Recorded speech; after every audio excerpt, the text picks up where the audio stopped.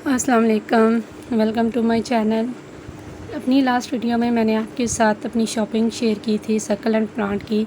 तो आज मैं आपके साथ शेयर करूंगी, यहाँ से मैं लेके आई थी नर्सरी विज़िट मैं आपके साथ शेयर करूंगी। तो यहाँ पे देखिए कि मैंने यहाँ से इस नर्सरी से लिए थे सक्लेंट जितने भी मेरे प्लांट्स हैं, और बहुत बड़ी सक्लेंट की ये नर्सरी है। बहुत ज़्यादा क्वांटिटी में इनके पास प्लांट पड़े हुए हैं, बड़े साइज़ के भी और छोटे साइज़ में भी।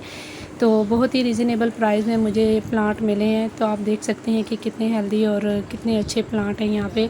और सभी प्लांट जब मैं पहले लेती थी तब तो मुझे 50 रुपीज़ का एक प्लांट पड़ता था, लेकिन अब थोड़े से उन्होंने एक्सपेंसिव कर दिए हैं प्लांट।